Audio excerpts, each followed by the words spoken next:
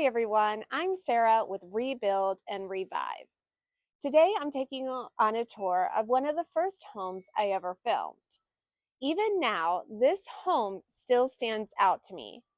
And once you see inside, you'll understand why. Before we check it out, a big thank you to my sponsor, Studio Bliss Interiors, an interior design firm that creates beautiful spaces made for living. You can find them on their Insta at Studio Bliss Interiors. I have a very exciting tour for you today. It was built in 1901. Let's go on and check it out. Hi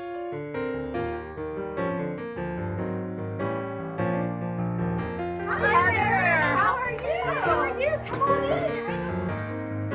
Come on inside. Well, thank you for having us. We are very excited to tour your house today. It was built actually by James Hoffman in 1901, and we thought it might have been built in 1900 because his son-in-law built the house next door that's very similar in design. And that house we know was built in 1900. I've seen newspaper articles about it. And so we assumed this house was built at the same time because we'd been told that they were twins. Well, then I happened to be looking through some old newspapers and came across a little blurb that said James Hoffman is starting construction on his house next door to his son-in-law, and it was from the beginning, like February of 1901 or early 1901. So we are in your grand foyer. I say grand because look at this charming woodwork. Yeah. I'm really glad that the previous owners, tried to preserve what was here and replicate it. It means a lot to us too because we're just a part of this house's history. So it's kind of cool that they've taken care of it along the way also, and we're going to be able to do the same. Should we check out the parlor? Yes, let's go see it. The parlor.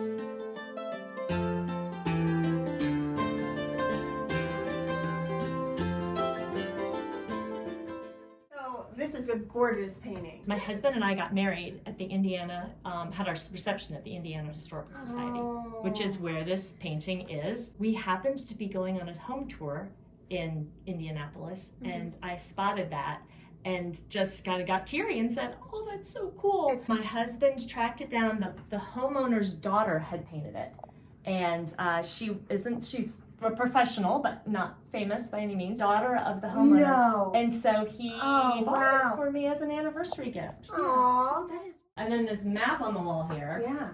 is just a personal thing. My dad, it's in French. My dad had this when he was a little boy, when he was a teenager. His family was transferred to Switzerland, and he had this map on the wall of his room just as a reminder of all the places they could visit, because he was really bummed that they had to leave the U.S. and move to Switzerland and leave his classmates behind. It's got the USSR up there. It's kind of cool. And then over here is a bathroom. Yes, come on.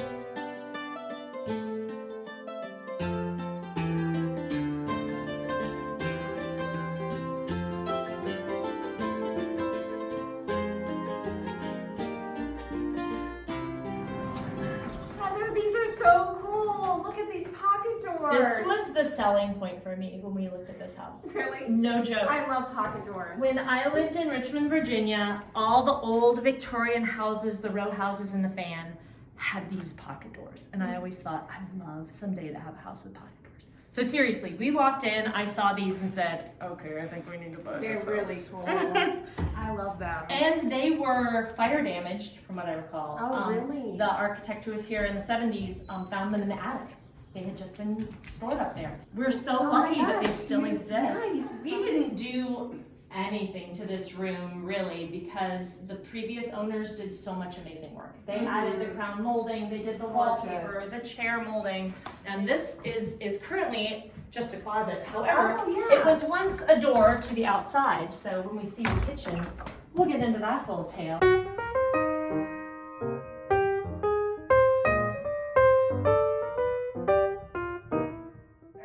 Kitchen is gorgeous. And you renovated the kitchen, right? We renovated a portion of the kitchen. Okay. Right here, exactly where we're standing, there was a wall right here when we moved in. And when we first moved in, this area was all a little porch.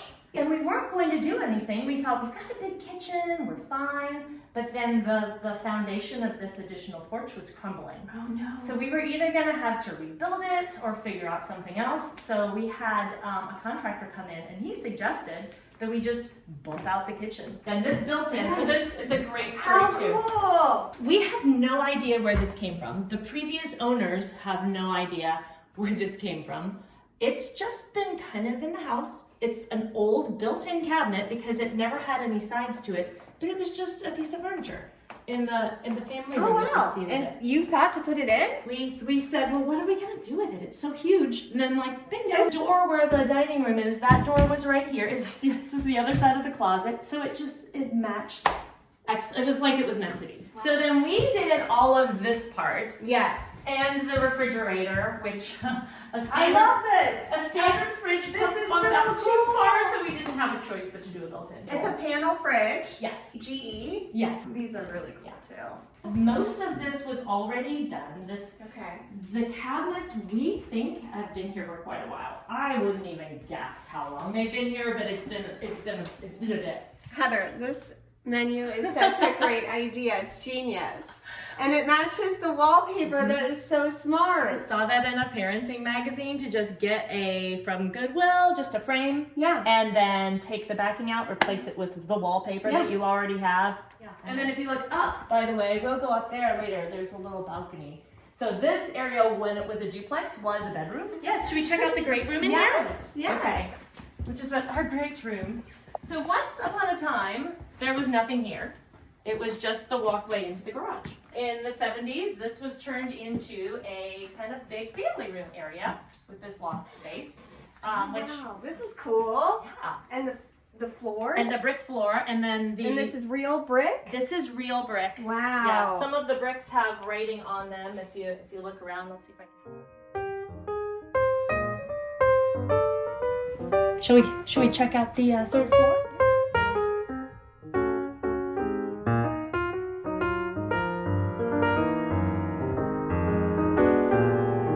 In the 1950s, it was a duplex. That's why there is a second door here. It was a duplex until the 1970s, I believe 73, and the fellow who bought the house then, he wanted to turn it back into a single family home. He told us a story. He came by and told us all the tales about the house. So he was talking about there being drywall up against this whole section so that this would be a separate entrance. They would come in that door and go straight upstairs.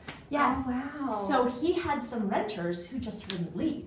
And he gave them plenty of time, he gave them a deadline, and they just were still here. So one day after they left, he and his son came and just started breaking down the drywall. And he said that they came back and scuttled upstairs, grabbed their things and left. Well, that's one way to get someone to leave. It is, yes, it is. But he had great stories about what he did to restore this house. Yeah. Evidently, I was told in the 50s or 60s, there was a biker gang who lived here. And at some point, all of the crown molding and light fixtures and things were stripped from the house. Chandelier was replaced by the previous owners, and they did an amazing job with this house. Oh, and the floor is too. It was covered by carpeting at one point, but then we had them refinished. But here's the little fascinating thing. So when we first looked at this house, we thought, oh great, we'll just get rid of the carpets and just have it all be hardwood. Mm-hmm. But there's tile underneath and it used to be plywood, because that's what a lot of folks would do in the early 1900s. They didn't have the money to put hardwood floor on the whole thing, so they just do what they could, put down a big rug, and as far as you know, no one would ever know. But we aren't fond of the tile. So. Right. And I thought about replacing the tile, but thought, you know what, that's not worth it. Right. That's not worth and it. if you could just cover it up with a gorgeous rug. These stairs go up to the second and third floor. Yes. They were covered with this green carpet that, according to the fellow who turned it into a single family home, he thinks that he installed that carpet. Oh, great. So that was about, like how many decades? Yeah. So about 10 years ago, I said to my husband, I'm sick of this carpet. So on, I think it was New Year's Eve, I just started ripping up carpet. You're like, it's a new year. Yes, we got rid of all the carpet, and then not long after that, when my husband and kids were gone for a couple days, I refinished the stairs. And it's not perfect. I mean, it's not the best wood in some places, but I like it so much better. And as far as I know, these are original steps, or at least this baluster certainly looks like it's not brand new.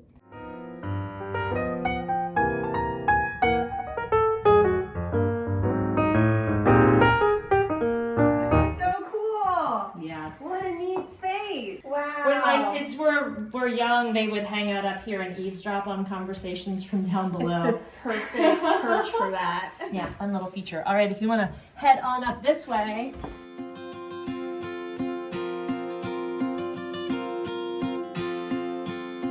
This is a really cool space. And you decorated this for your children, their playroom. Made it a little castle, fun little castle look here. This door, so apparently, fun. the previous owner's son made this door in shop class, is what I'm told. Really? It looks a little, look how It's a fact. So we changed the hinges to make it, and the door handle to make it look like it's an fits with the castle theme. Yes. And then I had painted in our house in Broad Ripple. I painted different scenes on the walls of their little play area, so that there's like a little cafe for the table and food, and then a house for the kitchen, and then a dress shop. So then I created the same thing here with dress shop up above. Wow. And what a fun chalkboard playroom. there. Yeah. So now it's a semi spare bedroom, guest room. And then look, this is really cool. You can actually climb up, and the kids can play up there. Yeah. My children would love this. It's a great hiding space. It's really cool. When you're younger. That's really neat. And maybe when you're older. Reading this. No one knows you're up there. And then We did add this light fixture too, by the way. Oh, cool. Found that It's at a perfect. vintage store and said, Yeah. oh, that's so neat. It's like a 1920s. It fits perfectly. What a fun. And so, and Oh, here's we your can check it out, daughter's bedroom. So the bedroom with the vaulted ceilings, it's a good little space. We called it my teenager's third floor walk up when she was... A teenager would love this space.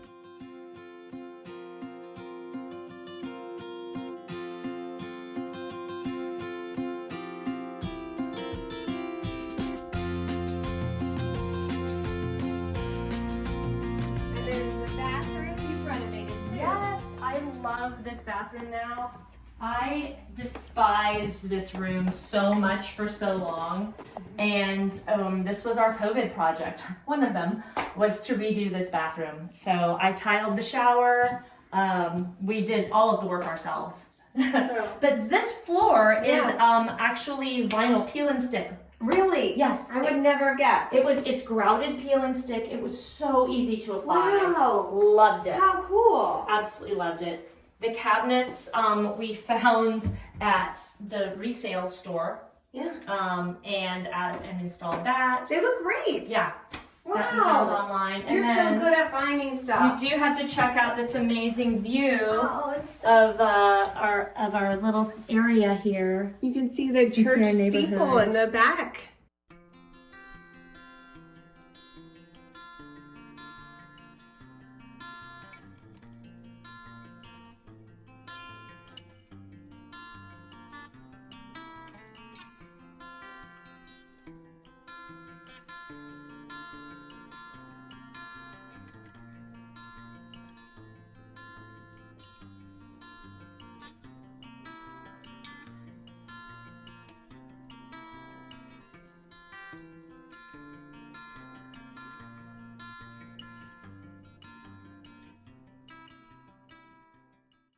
All right, we are at Heather's Chicken Coop checking it out today.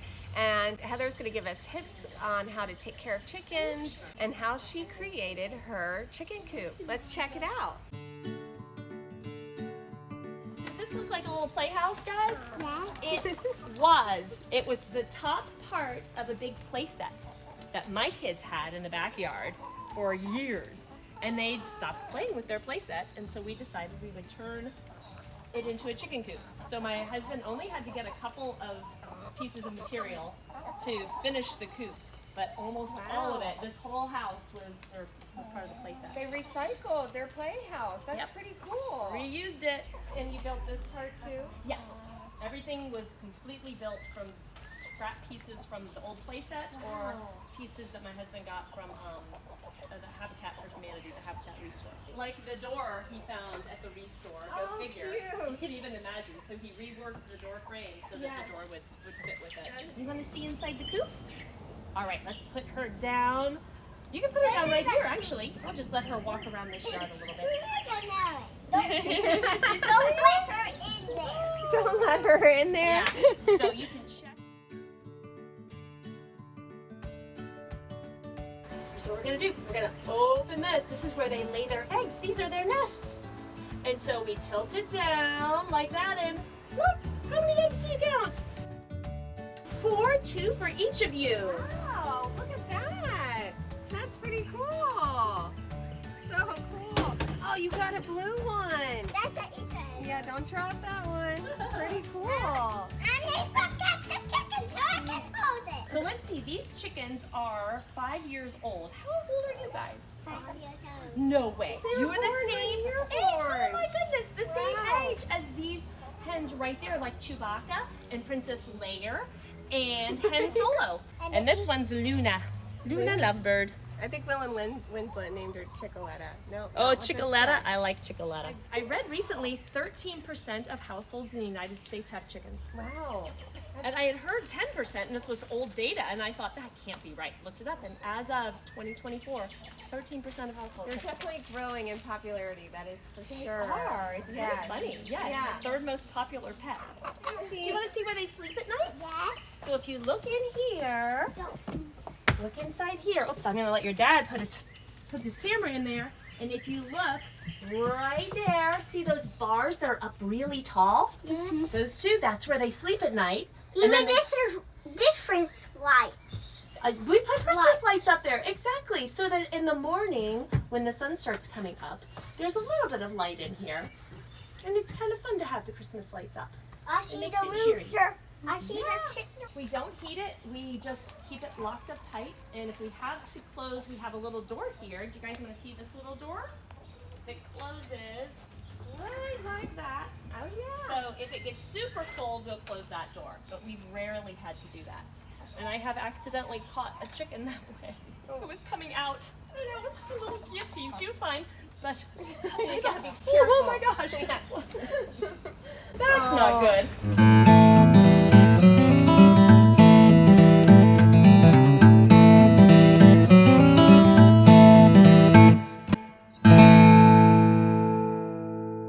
That wraps up our tour, but thank you so much, Heather, for inviting us into your home and sharing all of the beautiful architecture and the features of your charming home. Oh, you're so welcome. It's just been a delight, and we're so honored to have been a part of this home's history. Like I said before, I mean, this home has gone through so much from the original owner building it, and then him passing away, and the next people in the 30s adding plumbing to the house. I mean, there was an outhouse before, and an orchard in the back, and just learning all about the house and how important it is for us to take care of it and just be caretakers of this beautiful home until the next people hopefully can enjoy it, and hopefully it's here in another 120 years.